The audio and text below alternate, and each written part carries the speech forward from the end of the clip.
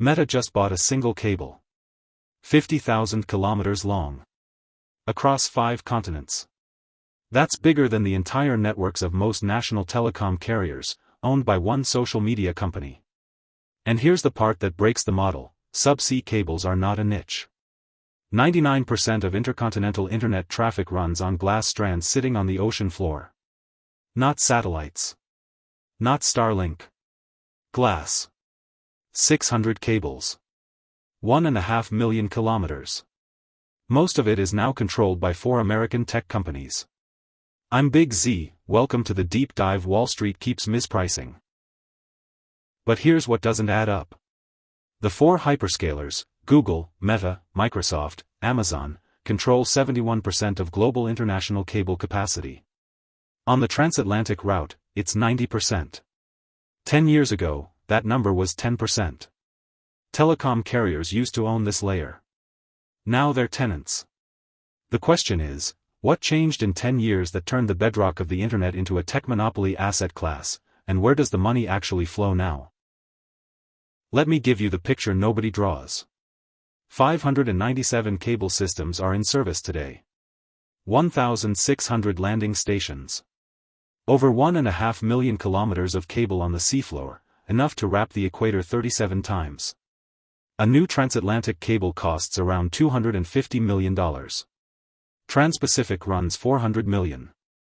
Lead time from contract signature to ready for service, 3 to 5 years. Bare minimum. The fiber inside is thinner than a human hair. The cable itself, in deep water, is the diameter of a garden hose. In shallow water near shore, it gets armor-plated like a battleship. One single fiber pair on a modern cable can carry 240 terabits per second. That's the entire internet of 2007, running through one strand of glass. So why is Meta spending $10 billion on its own cable? AI training broke the model. A frontier model run today doesn't fit in one data center anymore. Meta, Google, and Anthropic are running training jobs across multiple regions on multiple continents, syncing model weights petabyte by petabyte. That traffic doesn't go through the public internet. It needs guaranteed bandwidth, guaranteed routes, and ideally, guaranteed ownership. The submarine cable subsegment is forecast to grow from $5.3 billion in 2025 to nearly $9 billion by 2030. 11% compounded annually. Most of that demand isn't humans watching Netflix.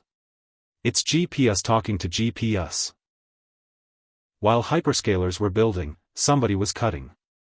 February 2024, Red Sea, a Houthi missile hit the cargo ship Ruby Mar. Its anchor dragged across 4 major cables: SubCom, EIG, AAE1, TGN. 25% of Europe-Asia traffic rerouted overnight.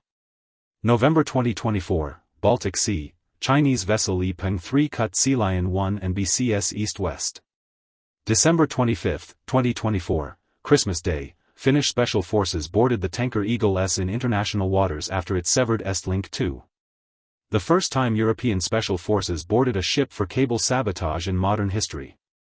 Taiwan, February 2025, the Hong Tai 58 captain became the first person ever sentenced, 3 years, for deliberately cutting subsea cable.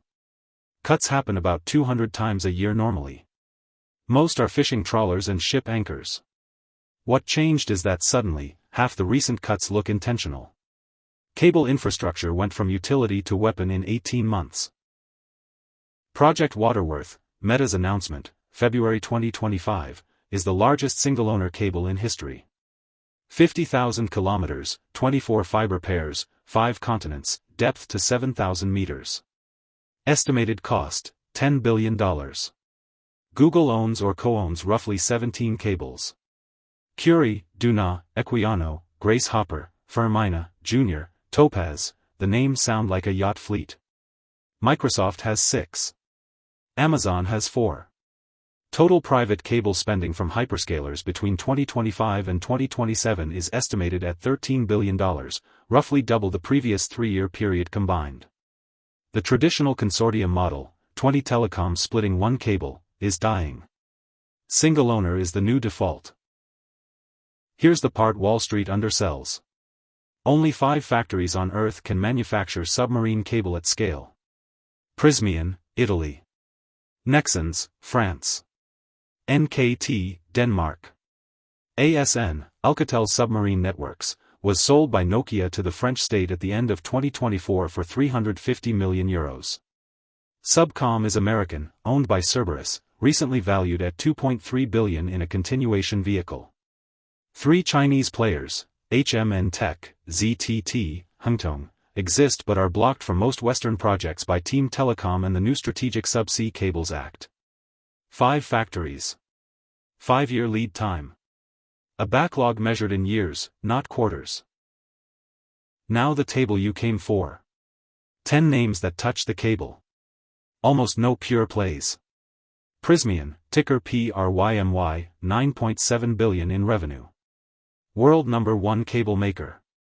Nexans, NEX.PA, $7.1 billion, over 90% of its subsea backlog is submarine. €7.4 billion subsea backlog alone. NKT, Denmark, $2.5 billion, 85% submarine high voltage.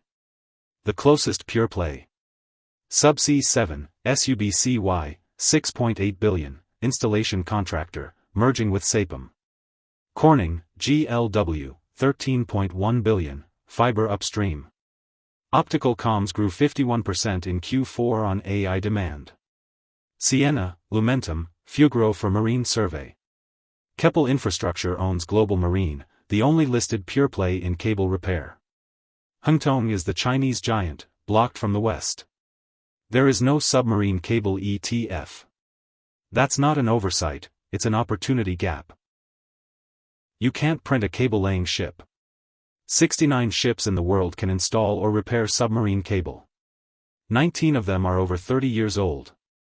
Most operators run fleets of 7 to 9 vessels.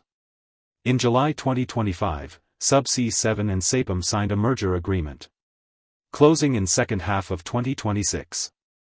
Combined backlog, €43 billion. The new entity, Saipem-7, will dominate offshore installation in a way no single contractor has before. The bottleneck isn't cable. It's ships, crews, and shore-end engineering. You can't print these. Here's what changes the equation through 2027. The U.S. Strategic Subsea Cables Act, SUBCY and FUR.AS, was introduced in 2025. It directs federal funding to allied cable manufacturing and explicitly blocks Chinese equipment cables from U.S. landing rights. The EU Cable Security Action Plan, February 2025, €540 million for new cable resilience and a cable security network. France renationalized ASN. The Pentagon is pushing for guaranteed domestic capacity at SubCom. NATO is patrolling the Baltic with naval assets dedicated to cable protection. Subsea cables stopped being commercial infrastructure. They are now strategic assets, like ports or refineries. My read on this, through 2027, 3 things compound. First, hyperscaler private cable orders accelerate. Meta did Waterworth alone. Watch for Google or Microsoft to announce something at similar scale in the next 12 to 18 months. Second, the manufacturer oligopoly tightens, not loosens. Western governments are subsidizing 5 factories, they will not let any of them fail. That's a margin expansion thesis for Prysmian, Nexans, NKT. Third, cable repair becomes its own asset class. With cuts now measured in tens per year and geopolitical risk rising, repair fleet capacity is structurally undersupplied. 3 signals to track. 1. Telegeography's annual ready-for-service count. If 2026 ready-for-service cables exceed 40, the bandwidth boom is real. 2. NKT and Nexans subsea backlog book-to-bill ratio. Above 1.5, sustained for 2 quarters, confirms order acceleration. 3. Team Telecom blocked project count. 3 or more rejected Chinese-linked cable projects per year signals the oligopoly is being enforced, not just announced. Catalysts to watch. Positive, Saipem and Subsea 7 closing in late 2026, the merger arithmetic alone re-rates the installation segment. Negative, a coordinated cable cut event in the Pacific affecting Taiwan or Guam, forcing emergency capex and exposing the repair fleet shortage. Upstream, Corning, Sumitomo, Furukawa benefit from every fiber pair upgrade. Downstream, every AI data center being built today is implicitly long this story, whether the operator knows it or not.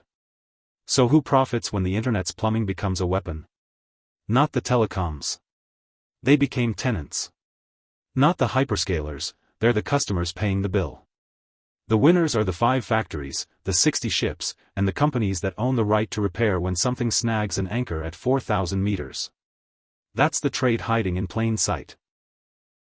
This is global industry analysis. Personal view only. Not investment advice. I'm Big Z, follow me, see you in the next deep dive.